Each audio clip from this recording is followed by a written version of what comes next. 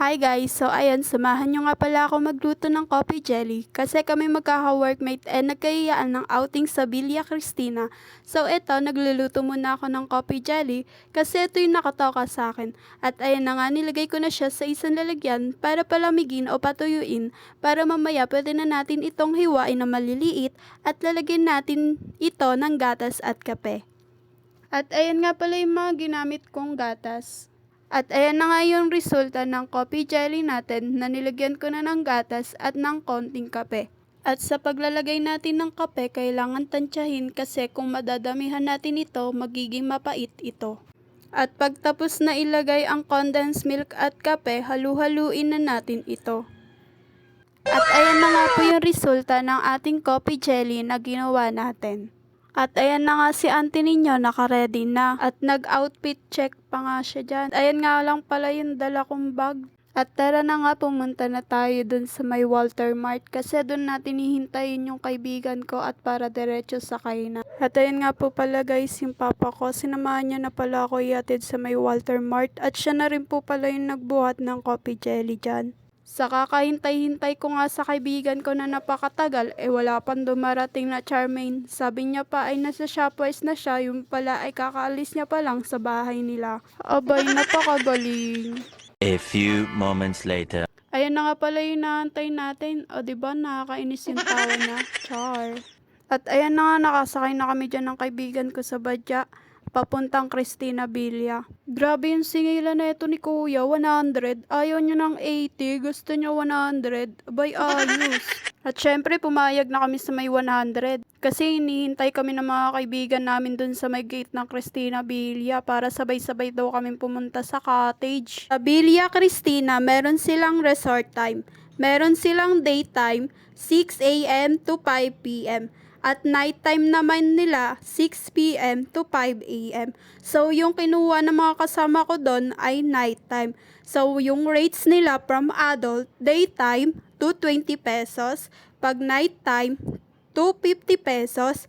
Pag day and night, 450 pesos. So, yung kinuha nga nila is nighttime.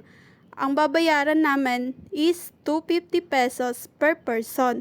Pag child naman na 3 to 4 feet, daytime 200 pesos, nighttime 230 pesos, day and night 400 pesos.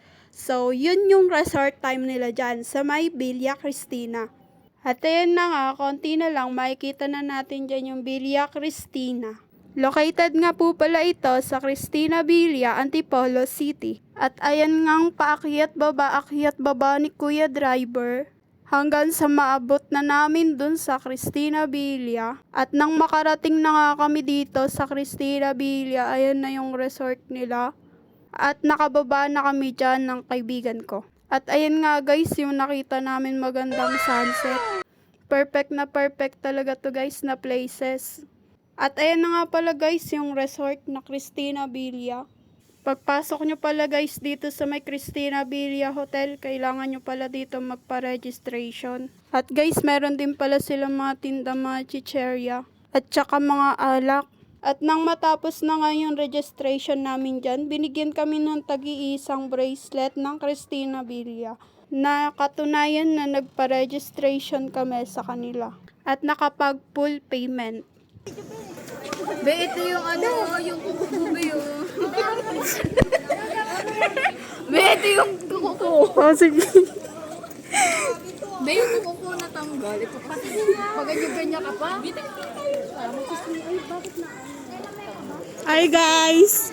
Wow, vlogger. At ayan na nga, patuloy na kami dyan sa paglalakad paakyat kasi nga meron kaming kasamang isang tour guide na maghahatid sa amin dun sa may cottage namin. Hello, guys. Ay, maganda sa taas. I-send natin niyo mamaya. Nandito na kami. Saan to? Sa Villa Cristina. Cristina kaya. Punta. Punta na kayo dito guys. Naging pro. Naging ano. Belabog kita dyan. Ay, may gagawin tayo ako, Rachel, mamaya. Ay, nagpapuntan. Dito na kami sa may cottage namin. At ayan nga pala yung bed nila dyan, guys. At guys, dito rin pala sa Villa Cristina, meron din pala silang mga playground. Hindi lang pala doon sa loob ng swimming pool. Kasi doon sa may swimming pool is meron din silang sliding, ganon. At meron din silang kiddie pool, pero doon pa yun sa may baba makikita. At perfect na perfect itong pasyalan, guys.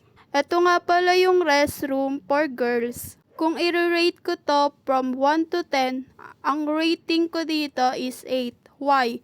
Kasi hindi ko naman talaga siya expected na ganun yung makikita ko sa mga CR na marumi. Like, balat ng shampoo, balat ng sabon, balat ng Colgate. Dapat kasi sa bawat CR merong garbage para doon nila itatapon yung mga kalat nila. Ako, sinasabi ko lang naman yung totoo na nakita ko dito sa may Villa Cristina. At ayan nga guys, makikita mo yung pinakamaganda nilang view dito sa may Villa Cristina. Ayan, makikita mo yung mga magagandang ilaw dyan. Yan. Mga staff ng Villa Cristina, mababait naman sila at naiga-guide ka nila ng maayos. Dito nga pala guys, sa may Serena Pool is madumi talaga yung tubig nila.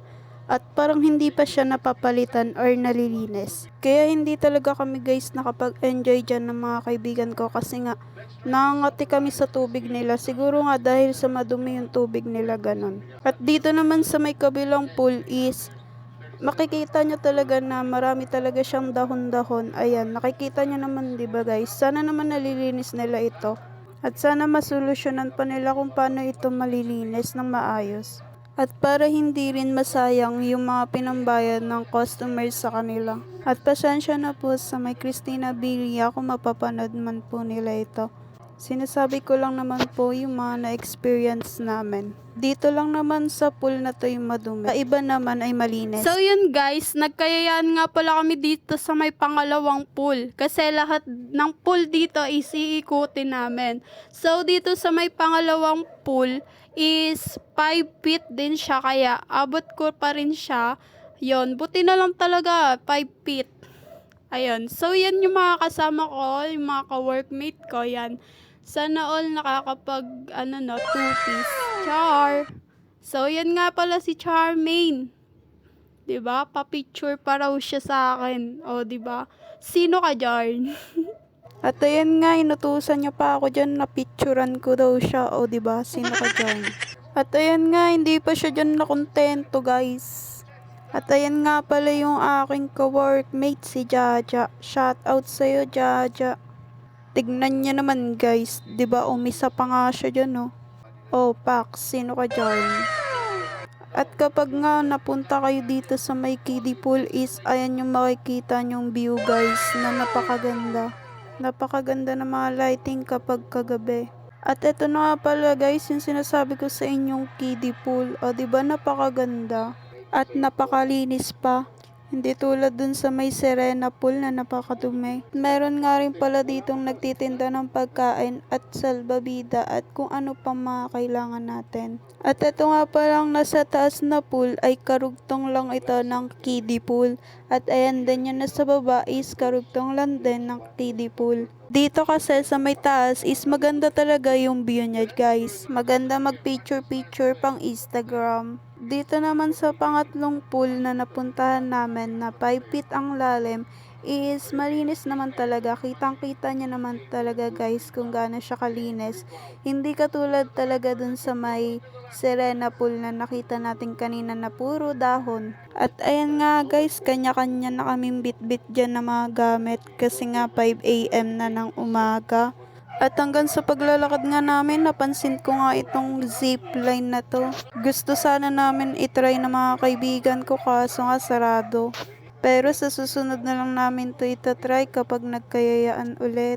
Sana nga maging malinis na yun sa may Serena Pool. At ayan na nga, patuloy lang kami sa paglalakad dyan hanggang makarating kami dun sa may terminal. Kasi doon na rin kami maghihiwalay-hiwalay kasi magkakaiba kaming lugar. At ayun, thank you nga Cristina Villas. At ayan nga guys, nakasakay na kami ng badya ng mga kaibigan ko. At sa mga oras nga pala niyan guys, sobrang pagod at antok yung inaabot ko dyan guys. Yung tipong gustong gusto mo nang matulog. Tapos 3 hours lang yung tulog mo kasi nga kinabukasan na-attend ka pa ng graduation ng kapatid mo.